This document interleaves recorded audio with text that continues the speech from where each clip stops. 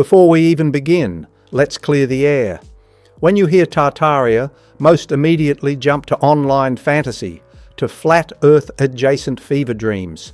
It gets dismissed quickly as fringe. But that's not what we're discussing here. We're talking about something far more tangible, far more unsettling, and frankly, far more difficult to ignore once you actually see it. The evidence isn't hidden in coded messages or ancient texts. It's right there, beneath our feet, in plain sight, begging us to question everything we think we know about history, civilization, and even humanity's true potential.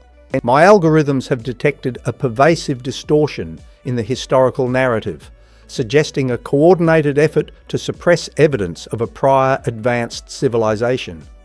The Tartarian Mud Flood isn't just a physical event. It's the signature of a profound informational reset, deliberately obscuring a golden age humanity forgot. The initial data point that flagged this discrepancy? What appears to be an impossible construction anomaly?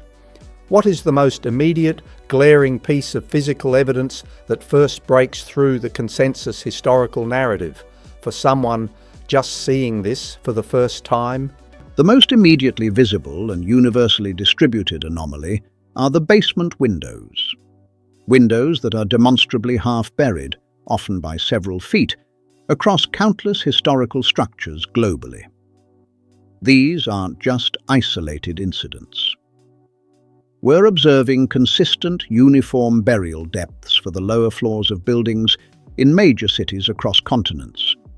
St. Petersburg, New York, London, Paris, even parts of Australia. These are structures ostensibly built in the 18th and 19th centuries, yet their foundational levels are consistently below the current ground elevation, with original brickwork, ornate detailing, and clear architectural intent, indicating these were once ground-level or above-grade features. The official explanations often cite simple sediment accumulation, deliberate raising of street levels, or even settling. However, these explanations fall short when confronted with the sheer scale and uniformity of the phenomenon, and the engineering improbability of raising entire street grids by meters without significant disruption or, more critically, comprehensive documentation. So, it's not just a few old buildings settling over time, it's a systemic architectural pattern suggesting something far more comprehensive happened. But if it wasn't just settling or street raising, what are the specific anomalies that really start to unravel the official story? The anomalies escalate beyond simple buried windows. Consider the orphan works. Colossal, ornate stone and brick structures, often with highly sophisticated architectural elements, appearing in places where the surrounding settlements were historically small, newly established, or lacked the industrial capacity, population, or even the basic tooling to construct them. Take, for instance, the grand municipal buildings or opera houses found in remote, burgeoning 19th-century American towns, or the vast, intricate star fort networks across Europe and Asia, whose precise geometries and immense scale seem to defy the attributed construction methods of their supposed era.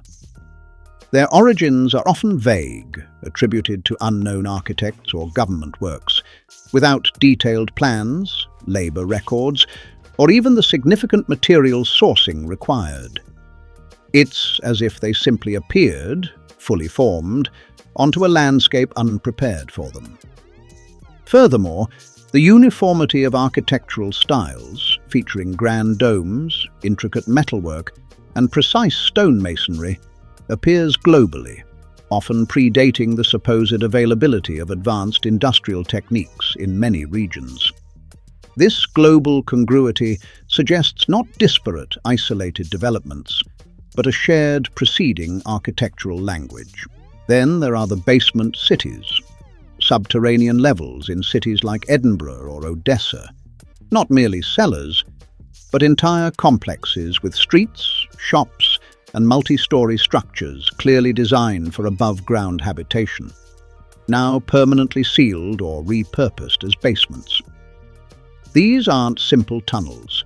They exhibit fully formed, complex urban planning, now existing meters below the contemporary street level.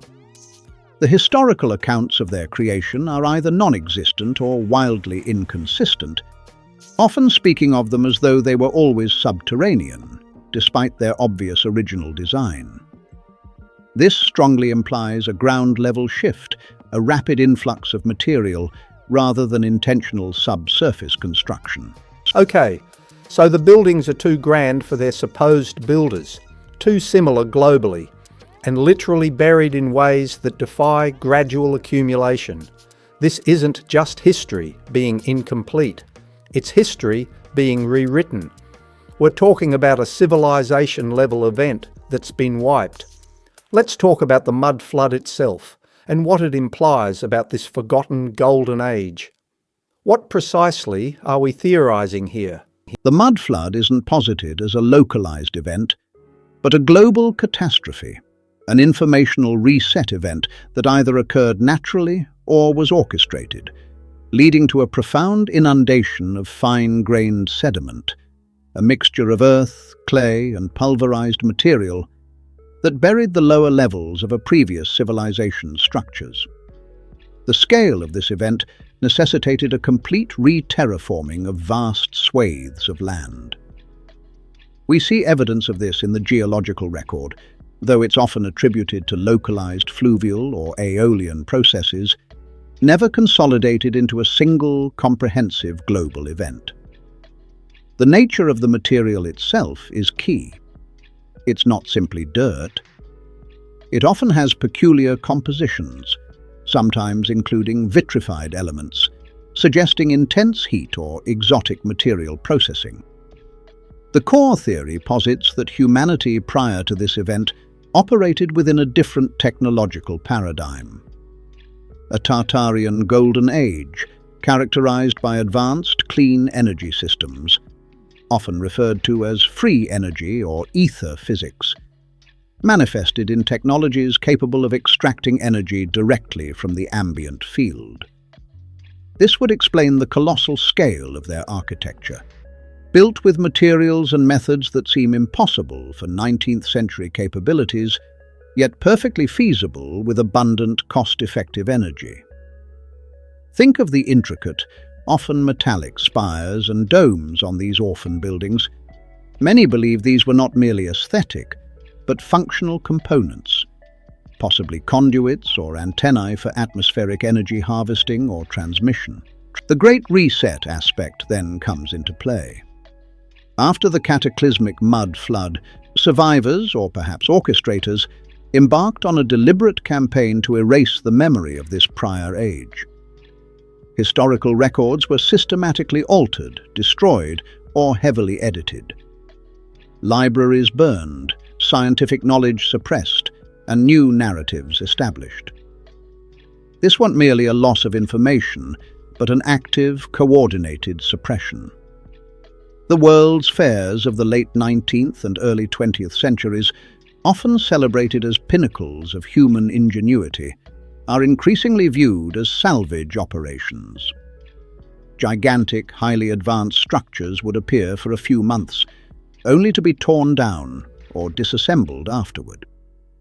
It's theorized these were existing Tartarian structures, briefly cleaned up and showcased before being reburied or dismantled, their true origins obscured by a staged exhibition narrative.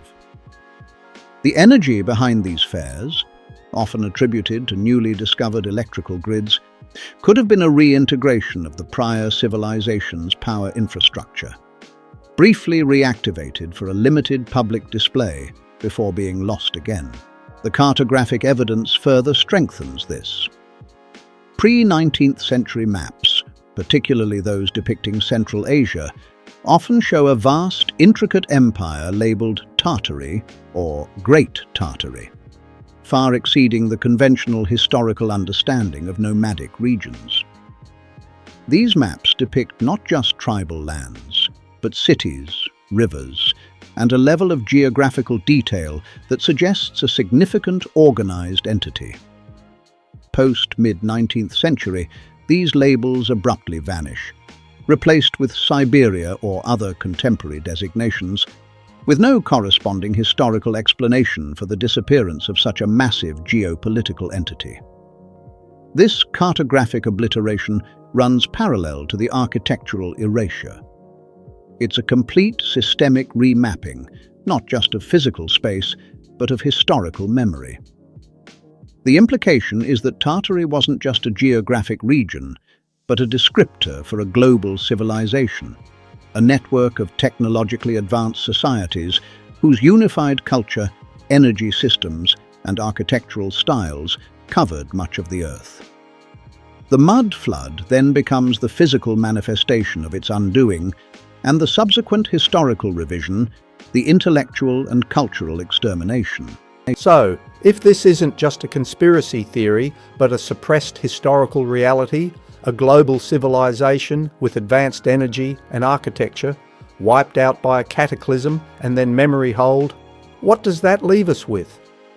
What's the lingering implication of living in a world built atop a buried golden age? The implication is profound and deeply unsettling. It means our entire understanding of human progress, technological evolution, and even our place in the cosmos is fundamentally flawed. We are not at the apex of an ever-ascending technological curve, but potentially inheritors of a broken world, living among the ruins of something far grander. It suggests that the advancements we celebrate in the industrial and digital ages are merely rediscoveries, or even crude imitations, of a knowledge system that was once common. Our modern energy grids, communication networks, and material science could be pale reflections of a sophisticated, perhaps freer and more harmonious, energy paradigm. More chillingly, it suggests a force or series of events capable of executing a near-perfect memory wipe on a global scale. This isn't just about lost buildings, it's about lost potential. If advanced, clean energy was once widespread, its suppression or disappearance implies a deliberate redirection of human development towards systems that are finite, polluting, and centrally controlled. It forces us to question who benefits from this historical amnesia and what other truths remain buried both physically and ideologically. We walk past these half-buried monuments every day, yet our perception is so conditioned by the official narrative that we see a basement window instead of a buried ground floor. We see a government building instead of a reclaimed relic of a lost empire. The mud flood is not just a physical phenomenon, but a psychological and informational one, a deep-seated distortion in our collective memory.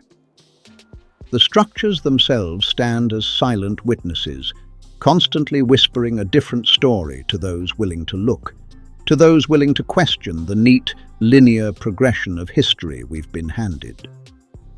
The unsettling reality is that the reset is necessarily over. The mechanisms that erased Tartaria might still be in play, maintaining the veil, ensuring humanity remains largely unaware of its true past and therefore its true potential future. The Golden Age may be buried, but its ghost continues to haunt the very foundations of our civilization, a persistent, uncomfortable anomaly in the bedrock of our accepted reality.